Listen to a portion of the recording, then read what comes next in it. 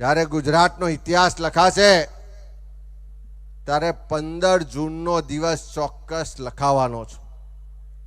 કોઈ ચૂંટણીઓ નથી, કોઈ મત લેવાના નતા, તાજી ચૂંટણીઓ પૂરી થઈ હતી, પરિણામ વિપરીત આવ્યા હતા, પણ ક્યાંક ગુજરાતના ખેડૂતના ખેતરમાં જબરજસ્તીએ થાંભલા નાખવા દાણીને કંપની આયા, ખેડૂતોએ વિરોધ કર્યો તો સરકાર એની વકીલાત કરવાને બદલે પોલીસને અધિકારીઓ મોકલ્યા, જબરજસ્તીથી દંડાવારી કરીને ઢસડીને બહેન દીકરીઓને જેલ ભેગી કરી।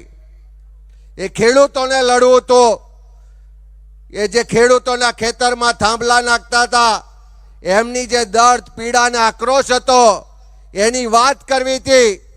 એની વાત કરવા વાળું, એના અવાજને ટેકો આપવા વાળું કોઈ નહોતું। ત્યારે આપણા ગુજરાત પ્રદેશના કિસાન કોંગ્રેસના આગેવાનો, આપણા કાર્યકરો, ખેડૂત આગેવાનો કોઈ પક્ષાપક્ષીમાં માના વગર ત્યાં ખેડૂતના ખેતર સુધી ગયા, એને સથવારો આપ્યો, એને હિંમત આપી અને ગાંધીનગર કૂચ કરવા માટે ટ્રેક્ટર યાત્રાની શરૂઆત કરી। અને એ દિવસ એવો હતો કે જ્યારે આખા ગુજરાતમાંથી ખેડૂતો અમદાવાદ શાંતિપુરા ચોકડીએ ભેગા થયા। એ ખેડૂતો કોઈ એક પક્ષના નહોતા, કોઈ એક સમાજ કે જાતિના નહોતા, કોઈ એક ધર્મ કે એક વિસ્તારના નહોતા, પણ આખા ગુજરાતના તમામ વિસ્તારના, તમામ જાતિના, તમામ ધર્મના, તમામ પક્ષના બધા જ લોકો એક થઈ અને ખેડૂતો માટે લડવા નીકળ્યા।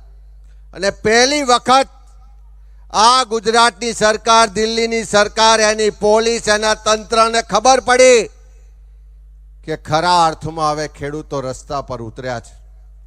પછી ભલે લડાઈના સ્વરૂપો બદલાયા હોય, ક્યાંક ઉપવાસ છાવણીઓ બની, ક્યાંક સાણંદમાં ખેડૂતો ખેતરમાં તંબુ નાખીને આંદોલન કરતા થયા,